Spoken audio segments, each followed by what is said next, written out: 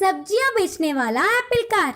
राजू को Apple car बनाना तो हमने पहले ही देखा था ना। एक दिन भी स्कूल से बिना छुट्टी लिए राजू उसी कार में अपनी दोस्तों की मदद करता हुआ जा रहा था। कभी कभी तो देर होने पर अपने पिताजी को भी ले जाकर ऑफिस तक पहुंचाता। ऐसे दिन बीतते गए। एक बार उस शहर में एक बड़ी सी महामारी आई। इससे सारे स्कूल्स, दुकानें, परिश्रम सारे बंद हो गए। राजू के पिताजी को भी घर पे ही रहना पड़ा था। देखते ही देखते महीने गुजर गए। हमारे पास के पैसे भी खत्म हो जाएंगे। अब आगे क्या करेंगे? कैसे कमाऊं, क्या करूं, कुछ समझ ही नहीं आ रहा। पिताजी को माँ के पास ऐसे बोलते हुए उदास देख राजू ऐसे समय में किसी भी तरह अपने पिताजी की मदद करना चाहता था। तभी टीवी में एक समाचार देखा। तभी कोई भी रास्तों के रोड पे आकर तभी घूमना नहीं, अपने गलियों में ही आने वाले सब्जियां खरीद लेना। इस समाचार को देखते ही राजू को बिजली की रफ्तार से तेज एक विचार आई। तुरंत अपने एप्पल कार में कुछ परिवर्तन करके आखिर में उसे सब्जियां बेचने के लिए सक्षम बना दिया। माता पिता को कार दिखाने पर वे दोनों बहुत आश्चर्य हुए। पिताजी, इस पर सब्जी फल घर घर ले जाकर बेच सकते हैं। राजू ने कहा, हाँ बेटा, ऐसे करने पर लोगों के कष्ट दूर होंगे। वो महामारी भी एक दूसरे से नहीं फैलेगी। ऐसे हमारे जरूरत भी पूरे होंगे। राजू के माँ ने कहा। तब से ही हर रोज राजू के पिताजी एप्पल कार में ही सब्जी फल ले जाकर बेचना शुरू कर दिया। एप्पल कार भी देखने के लिए सुंदर होने पर सब वही आकर खरीदते। भीड़ ना जमा करते हुए, दूरी बनाए रखते हुए एक के बाद एक आकर अपने जरूरतमंद चीजें खरीदने पर पुलिस भी कोई रोक नहीं लगाते। राजू अपनी बुद्धि से बनाई हुई सब्जियां बेचने वाला एप्पल कार के कारण उनके कष्ट दूर हो गए। थैंक्स दोस्त, तुमने मेरे और मेरे परिवार की बहुत मदद की। बोलकर राजू ने कार को अपना धन्यवाद किया। आलसी बेटे। एक गांव में राम नाम का एक अमीर किसान रहा करता था। उसके पास बहुत धन था, लेकिन वो फिर भी घमंडी नहीं था। वो हर किसी की मदद करता था। उसके दो बेटे थे। एक का नाम शिवा था और दूसरे का नाम गोपी। वो दोनों कुछ काम नहीं करते थे। बैठकर खाने से पहाड़ों का खजाना भी खत्म हो जाता है। इसी तरह वो भी धीरे धीरे गरीब होता जा रहा था। दिन ब दिन वो बूढ़ा और कमजोर होता जा रहा था। उसे उन दोनों आलसी बेटों की बहुत फिक्र रहती थी और हमेशा उसी फिक्र में चिंतित रहता था। एक दिन वो उन दोनों को एक अच्छा सबक सिखाना चाहता था। जब हम अमीर थे तब इस गांव में चोरों का बहुत ज्यादा डर था। इसलिए मैंने कुछ सोने के सिक्के अपने खेत में एक घड़े में छुपाकर रख दिए थे।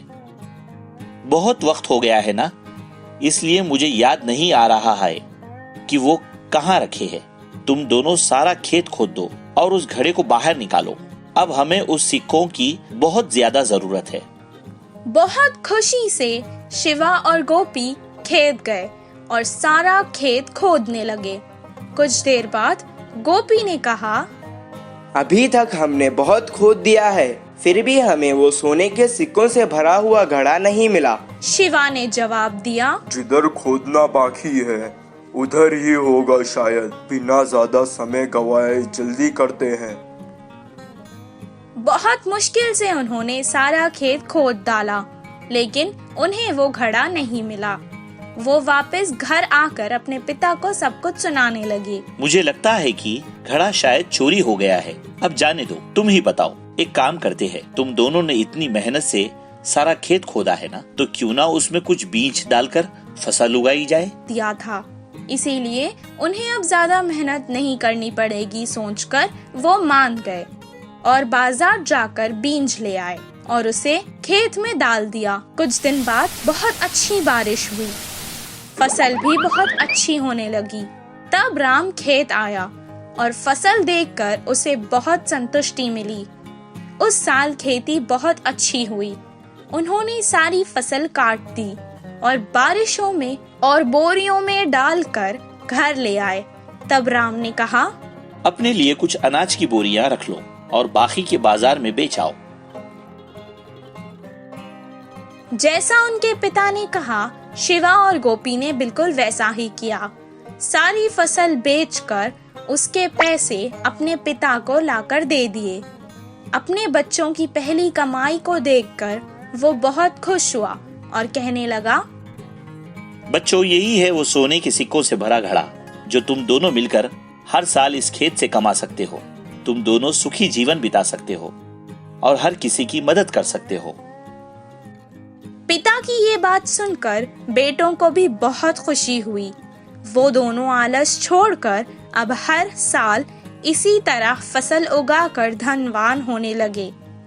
जैसे वो पहले अमीर थे, अब वैसे ही अमीर हो गए थे और अपने पिता को गौरवशाली बना डाला था।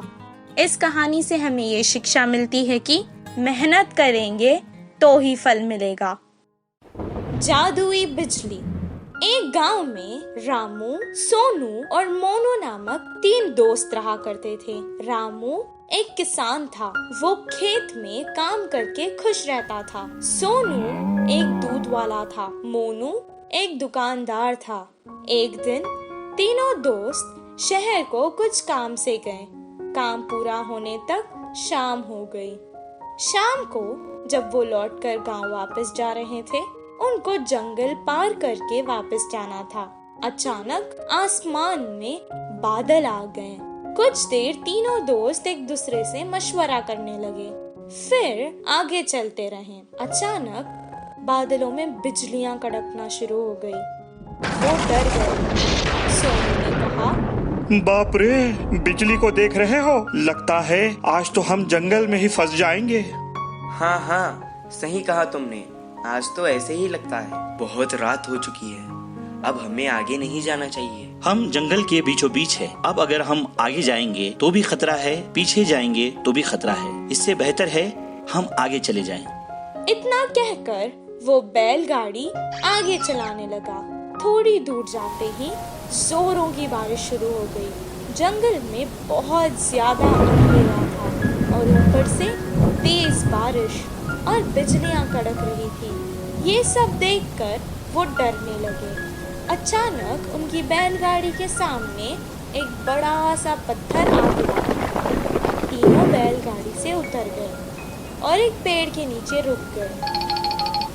मैंने तो पहले ही कहा था वापस चले जाएंगे। सब देखो क्या हो गया। तुमने रामू की बात मानी ना, ऐसे ही होना था। पेड़ के नीचे खड़ के वो बारिश के कम होने का इंतजार करने लगे। आसमान से एक बहुत बड़ी बिजली उनके आगे खड़कने लगी। जंगल में बहुत ज्यादा अंधेरा था और ऊपर से तेज बारिश और बिजलियां भी कड़क रही थी। ये सब देखकर वो डरने लगे। उन्हें समझ आ गया था कि ये सब कुछ किसी दुर्घटना की ओर इशारा है।